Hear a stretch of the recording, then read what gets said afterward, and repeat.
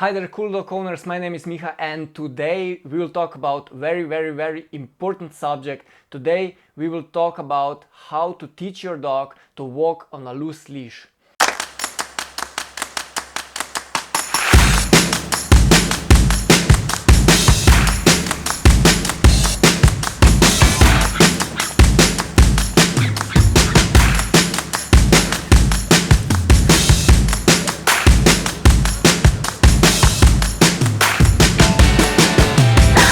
Alright, let's jump into it.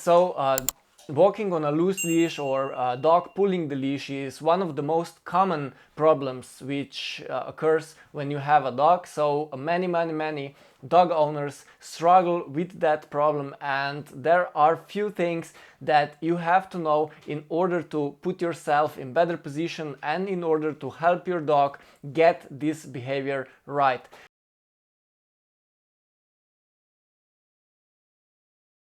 So first you have to know that this is really not a natural behavior for your dog, and it's really important that we realize that we are aware of that, because walking on a loose leash basically never occurs in nature. So dog in free, like if the dog is living freely outside, not in a human pack, so to say, never has to walk on a loose leash. So that's the first thing that we have to pay attention to, and that we have to be aware when we are teaching your dog to walk on a loose leash.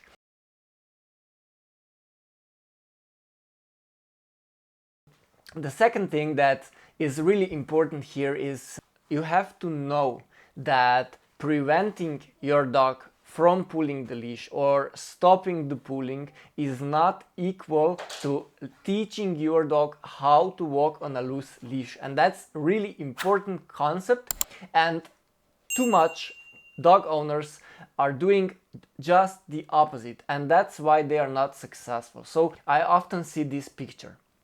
The dog is pulling the leash, and then the owner is pulling him back, telling him that he cannot do that. And the important concept that you have to be aware of is that if you tell your dog, telling your dog won't solve any problem because the dog doesn't understand you, but if you prevent dog from doing one behavior, you have to have the substitute behavior. So if you tell your dog, quote unquote, to not do something, you have to show him and teach him what he can do in this situation instead. Otherwise, the dog will just do the next behavior he will come up with, and those behaviors are for sure not the behaviors that you will want. You can believe me on that. And that's why it's really important that you teach your dog the substitute behavior. So in this case, if you prevent your dog from pulling, if you stop your dog from pulling, you have to teach him that he should walk next to you or not pulling the leash, and of course then reinforce that behavior, and then in next stages prove that behavior. If you don't do that, you and your dog will constantly be in a game. I pull you, you pull me. I pull you, you pull me, and that's basically a never-ending story. And of course, that will never help you to solve problem of pulling on a leash. So you have to really be aware of that.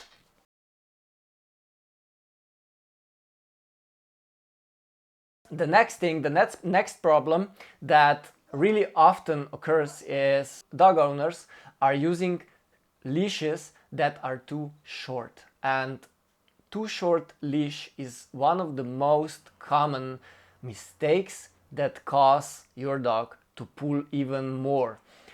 Why? Because if you constrain your dog too much, you raise the level of stress with that dog, because he doesn't control the situation anymore, and you never gave him the choice of leaving and then coming back. And that's really important concept. I come from a background of competitive obedience. I'm a search and rescue dog handler, and few years ago, in the past years, or in the past, we were really against of that we should give our dog a chance of controlling the situation and a choice. And why? Why is that? Because basically we were afraid that if we give our dog a chance to go away, that's what he would want to do, and that would then, we thought that, or many people still think that, that will then cause those exact same problems in obedience, so in competition, stuff like that. But when you deep dive into that kind of approach, you see that if you give your dog a chance to control the situation, he will feel more relaxed, he will trust you more, and he will come back more and eagerly. And that's really important concept. So having an ability to choose for your dog, it's really strong concept, and it will pay a lot of dividends, I can tell you that. I was also against that. The idea was really not attractive for me when I started to grab it. But during the work, during my own research, I figured out that it gives better results than if we just constrain our dog to one thing, because it will just be better. So use leash that is long enough. I would recommend at least 1.5 2 meters long leash, even if that's the shortest leash that you use.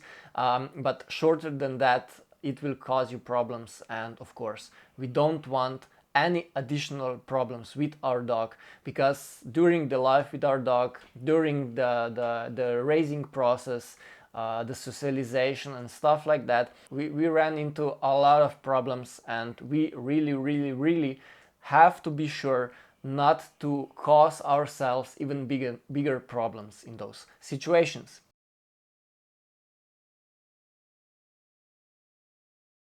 The next thing it's really important when you're teaching your dog to walk on a loose leash is that you actually teach him the behavior. So you have to start in the environment without distractions, and you have to build up the behavior. So you have to show your dog which behavior is reinforcing for that dog. So you can use a lot of techniques. You can start with luring, for example. So you grab a piece or some food in your hand, and you lure the dog into the correct position. There is no such thing as correct position when we are talking about walking on a loose leash, but you bring him into the position that you would essentially want him to be in, and of course reinforce there. And then you can start with luring him beside you when you are walking and reinforce that. That's the easiest approach. I wouldn't necessarily recommend that, and in our physical classes we are teaching it the other way, so we are using capturing more. I will show you how the capturing works in this video. Yeah.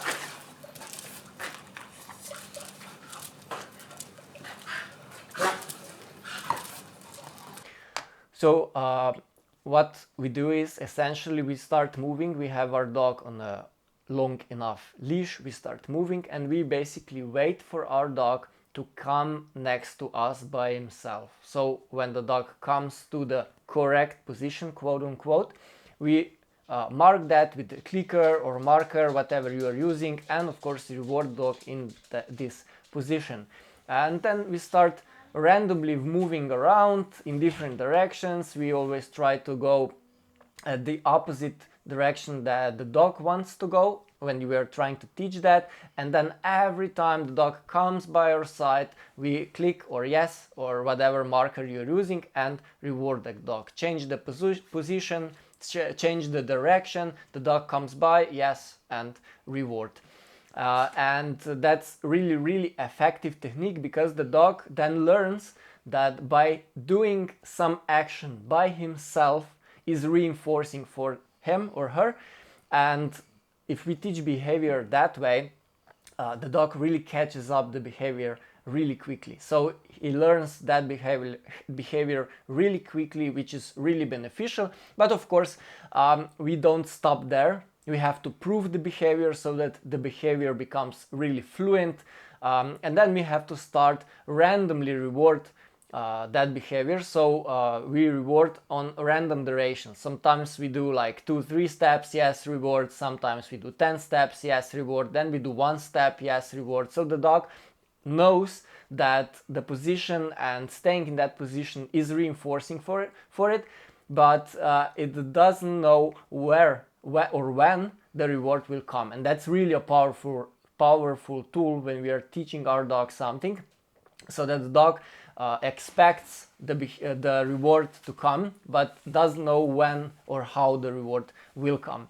And that way we can then make this behavior longer and longer and longer. And when the behavior is fluent in the environment without distraction, we then move in the environment that has a little bit more distractions. And that's a really important concept that we basically have to do. That's important part of the process. We have to introduce our dog that this behavior is the same in every situation that he faces or it faces.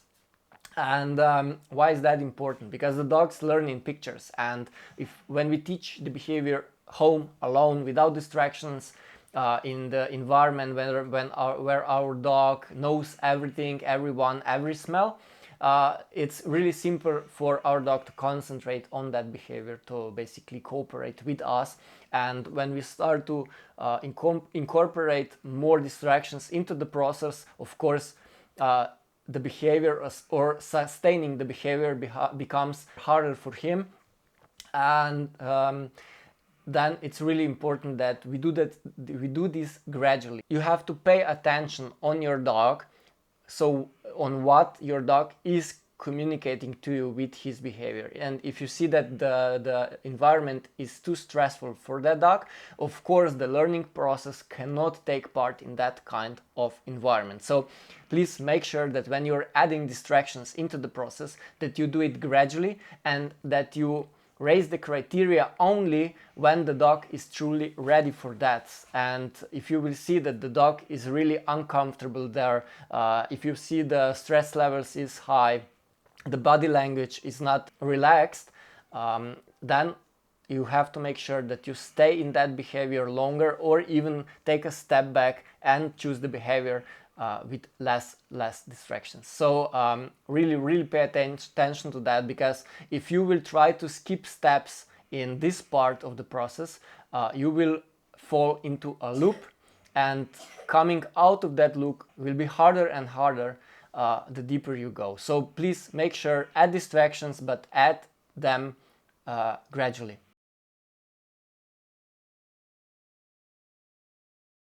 Those are few simple approaches, simple techniques, simple things that you really have to know when you try to teach your dog not to pull on a long leash, so walk on a loose leash basically. And one really important concept that you have to realize is that we basically don't want our dog to walk beside us the whole walk. Why not? Because the walk should be for a dog, and on a walk the dog should sniff, should explore, should go around a little bit, and then if necessary we have an arsenal of behaviors that we can use. So we have then a recall, and if we need to call our dog, we call it.